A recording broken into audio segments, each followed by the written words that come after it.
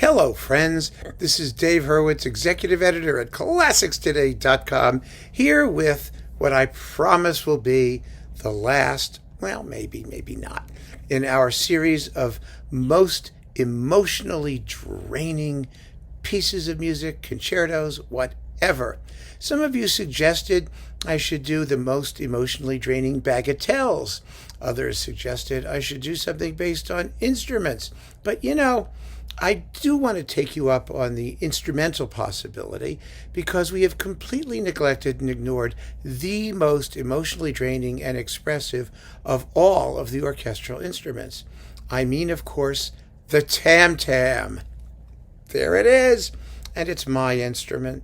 I have to say, it has been an honor and a privilege for me to be the vehicle through which this most intensely expressive, emotionally draining piece of kitchen plumbing expresses its drainage. I don't understand why it's so neglected. I really don't. It's a terrible thing. It's a tragedy. But I have dedicated my life to placing this instrument on the pedestal above all of the other bits of drainage, the storm drains, the elbow joints, the faucets, all of it. There is nothing that is more expressively compelling than the Tam Tam. And so here I have the 10, more or less, most emotionally draining Tam Tam solos. Now, I know what you're thinking. You're thinking that the most emotionally draining Tam Tam solo is this one.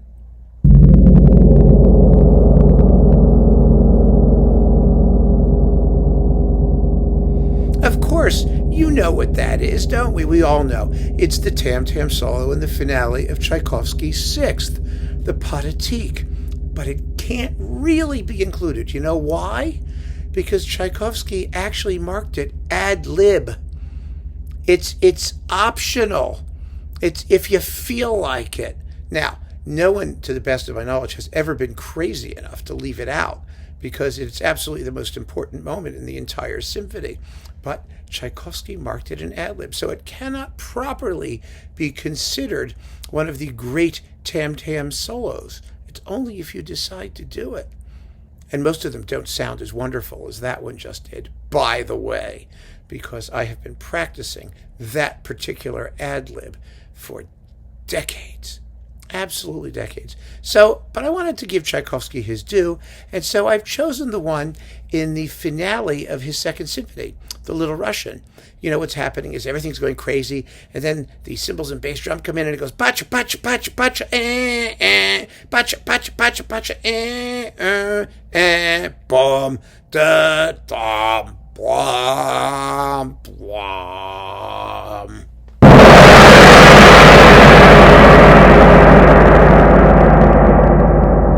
And then the coda ensues.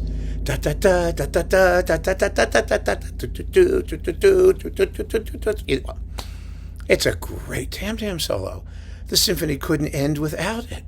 Another great Tam Tam solo, one of the most emotionally spastic and exciting of all, is the one at the end of Saint Michael the Archangel from Respighi's Church Windows. That's an absolutely fabulous solo, and it's quite different from the Tchaikovsky. The Tchaikovsky's, Tam Tam solos tend to be crack of doom, scream of terror Tam Tam solos, whereas this one is purely celebratory. It's a festive Tam Tam solo. It ends the entire piece. Saint Michael with his flaming sword is whizzing around over the heavens, and the orchestra's going ba da da da ba da da ba ba da ba ba da da ba. The organ pedal comes in. Wah, brump.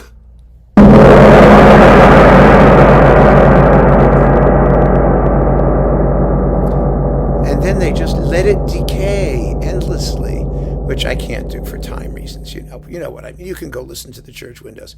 Oh, it's fabulous. One of the all-time great and most emotionally powerful Tam Tam solos. It's a moment of transfigurative, transcendental exaltation. It's ecstatic. It's phenomenal. Then there's that one also really quite ecstatic and formally important as a one of the formal linchpins of the movement is the one in the finale of Gershwin's Concerto in F, which I've played many times. Actually, I've had a great time because I also played cymbals, and so I got to do both at once with a stick and one. Oh gosh, it's fun. But you know what happens, right? The piano's coming along, and all of a sudden the orchestra goes chum bum bum bum bum bum bum chunk chunk chunk chunk.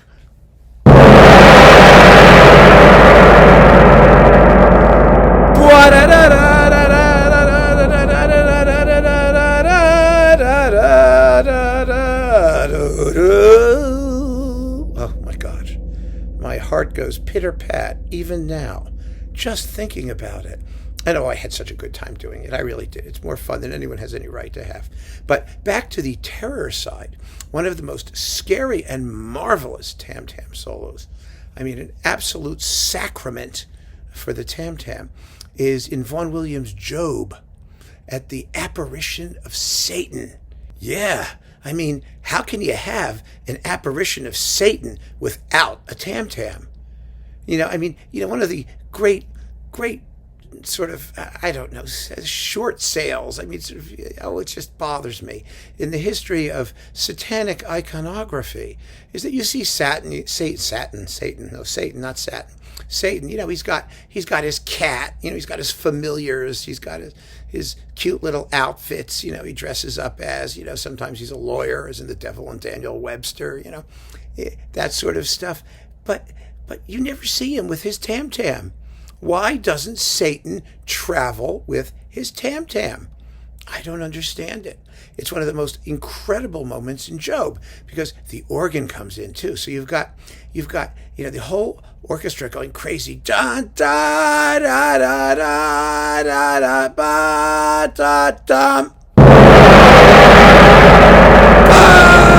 da da da dum. The organ comes flying in, and with the brass and the whole stuff, and then it reaches another just as big climax, and the whole thing self-destructs with another huge blow on my friend here, Satan. Oh my goodness, it's marvelous. Satan always has a Tam Tam. Think of Berlioz, The Damnation of Faust. Satan has a Tam Tam. It comes with the job.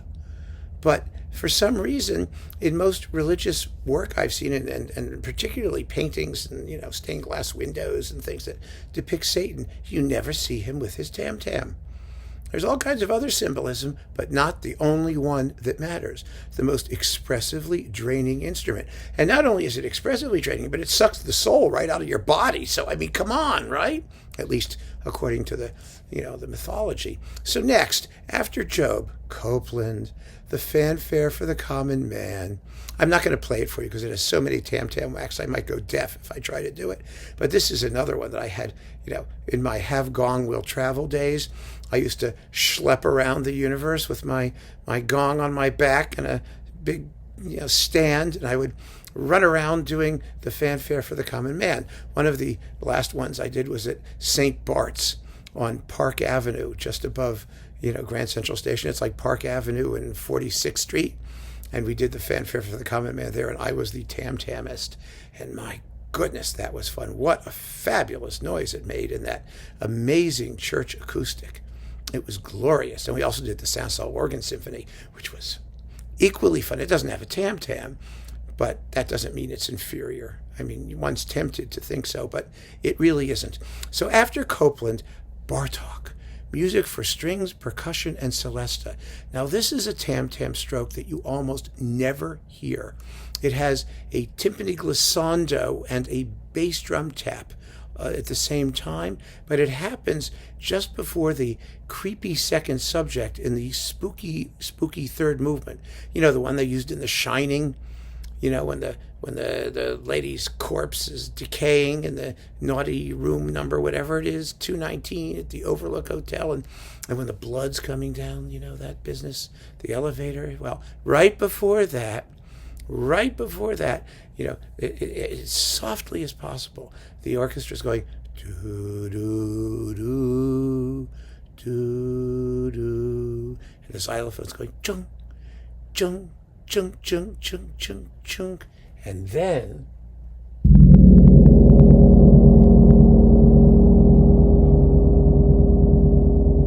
the little trills come in, little bird-like trills, and the first violin note, the celesta, is going ooh,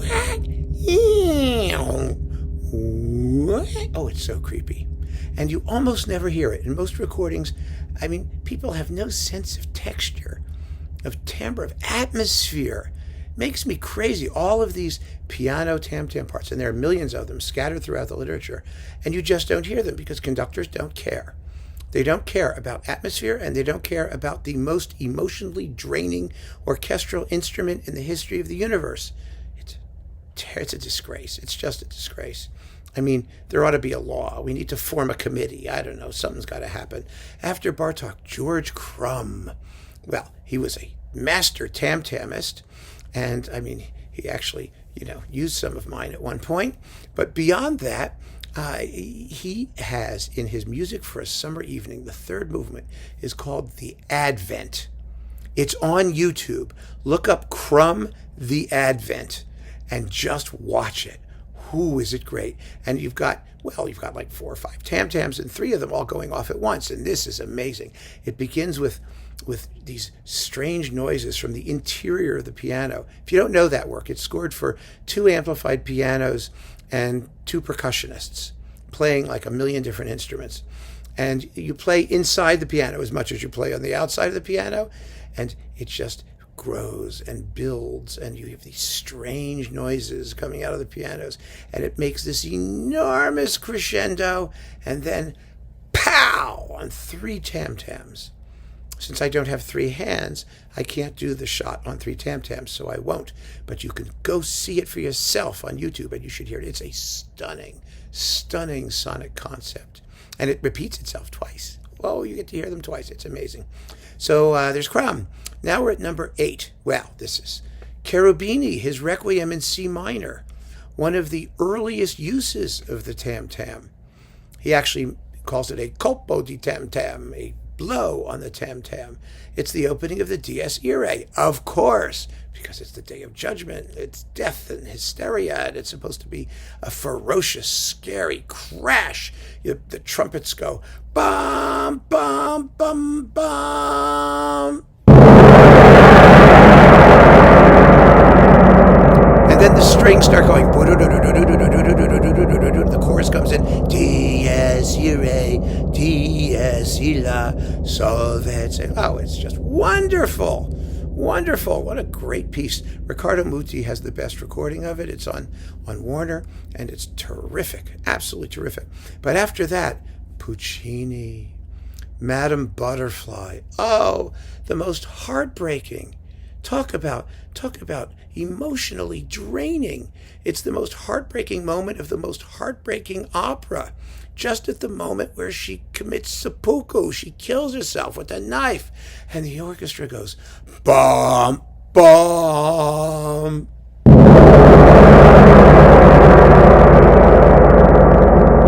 And as it starts to fade away, the strings come in, da-da-da-da, da-da-da-da, da-da-da-dum, ba-da-da-dum, ba-dum, ba-dum, ba-dum, ba-dum,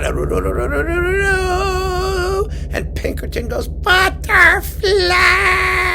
The brass goes, do, do, do, do, do, do. And there's also a couple of whacks at the very end of the opera, too, on that painful, slashing chord that ends the whole thing. Oh, my God. I mean, what would Madame Butterfly be without my friend here? Nothing. Zero. Uninteresting. Totally without the tear-jerking intensity that makes it the great work that we know it to be. However, the king of the tam-tam, of understanding it, of embracing it, of welcoming it into the cockles of his heart, was Mahler. Mahler's tam-tam writing absolutely defined the possibilities of the instrument. And one of the all-time greatest tam-tam moments is Das Lied von der Erde. Now, you know the beginning of Abschied, right? Abschied is boom, boom. Ya da da da da da. Boom. Ya da da da da. Ya da da da da da. Right? But that's not even the best moment. The best moment in Abschied is after the climax, the big climax with that heartbreaking, the tune, dum bum bum ba dum ba, that business, and it rises to that wailing climax of sort of Jewish klezmer music, and the opening comes back loudly this time, bum bum bum bum ba dum ba dum, right? It's stunning, but then you have a solo for the alto and the tam tam. It's the most amazing thing. It goes like this. Stieg vom Pferd und reichte in dem Trunk des Abschieds da. Fragte ihm, wohin fähre und auch warum es müsste sein. Oh my God. I mean, I'm not the best at that, I understand. But there you have. He got down from his horse and offered him the drink of farewell. He asked him where he was going and why it had to be. And it's just the singest and the most emotionally draining orchestral instrument in the history of humanity. Yeah, boy, is that a moment. There is nothing like it in the history of music. At last, the tam tam, the king of instruments, comes into its very own, all at a very low and atmospheric dynamic level. And that, my friends, is the most emotionally draining solo for the most emotionally draining of instruments. It is the ultimate in emotional drainage. All because of this little baby right here, the tam tam. So I hope you'll forgive me for indulging myself by presenting this last emotional drainage feature to you. I just had to do it. I couldn't let it go without trying to restore the tam tam to the primacy of place that it deserves in the history of orchestral writing. And maybe in my own small, inadequate way, I have done something to further that cause. So keep on listening, friends. Thank you so much for joining me. Take care.